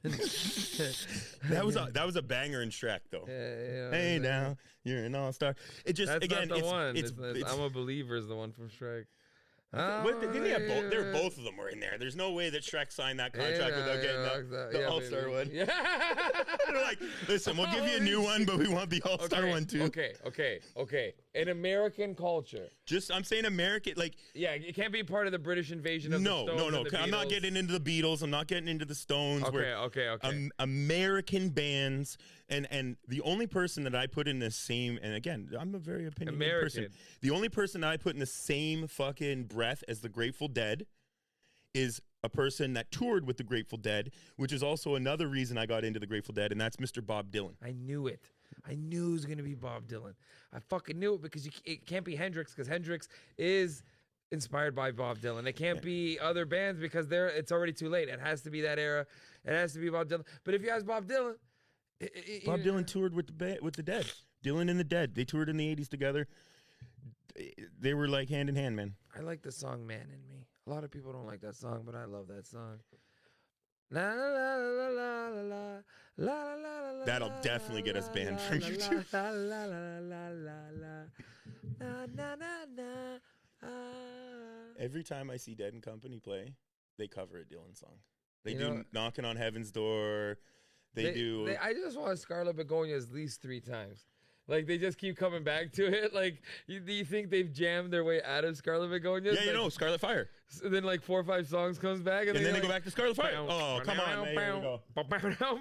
You don't know? Oh, here we go. We're going to get back into the fucking Grateful Dead again.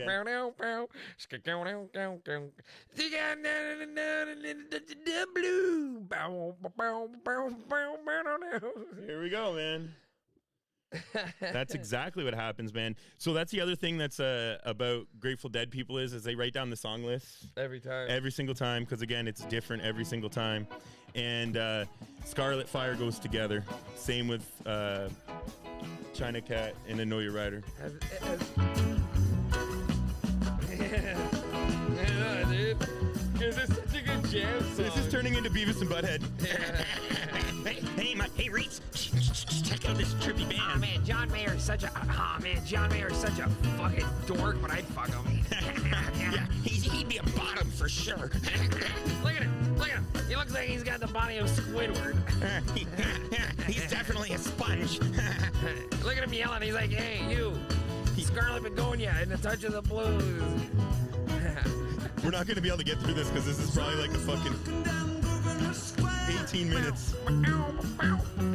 Now, another thing I'd like to point out is, Bob Weir has become Jerry Garcia. I was gonna say, I thought that was Jerry for a second. I was like, wait a minute. Yeah. Jerry, that you? Yeah, Bob Weir is this generation's Jerry Garcia. I said it a few times, man. It's the 30s. We're in 93 right now. Now I'm gonna listen to this on the way home. 18 minutes ago. Well, because they go to another song. Fire.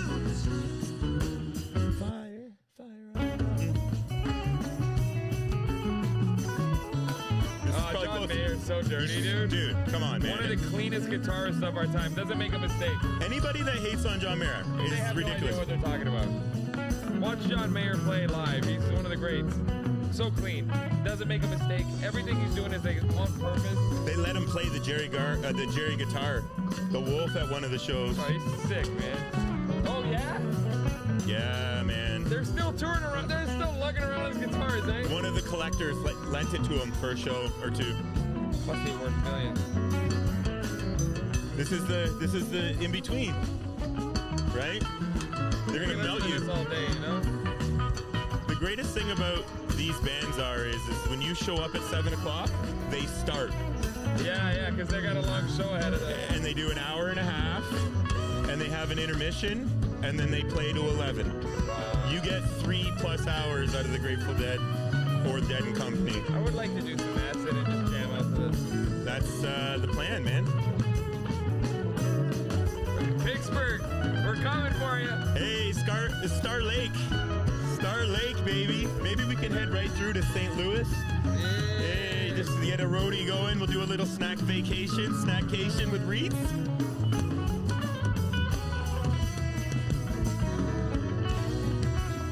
Hey, let's skip ahead. Dude, what a dream to jam to this. See? There's the fire. Sick. This is my favorite song, actually, man. This is my favorite togetherness of it. If this happens at a Dead show, I'm ecstatic, man. Yeah, you're like, this is it. Right here. This was this is a banger. It's also up tempo. Very Jerry-esque, eh? Should be to look at. Amazing. Yeah, man. All right. That was an impromptu Grateful Dead education by the Snack Man. I hope everybody enjoyed that. And that was just pure elated enjoyment from the Reeds, man, bro. That's the end of our episode. We got to be done here. I don't know. We got to be hitting the 2-hour mark. It feels like it. You know what? Hopefully we're not, but yeah, let's see. Yeah, we're getting close, Reeds. We're just about to get silly. You want to do a couple more voicemails and call it a day? All right, call it a day. All right, we got a couple. Let's see what these people got. We got a few more voicemails. Let's just get to them. I knew it. I could feel it. I'm like, man, it's usually around this time. It's another Terp. Yo, it's Big Terp. What's going on? Fuck, man. Cocaine Brian, that dude needs to never smoke a sativa again in his life. That dude should only be allowed to smoke Pink Kush or Death Bubba. You know, that straight fucking opiate weed that calms people the Snack fuck down, Packers man. going at it. Man, he's got that abrasive drug energy, just like you guys fucking said, man. Dude, abrasive drug energy That's it. is the truth.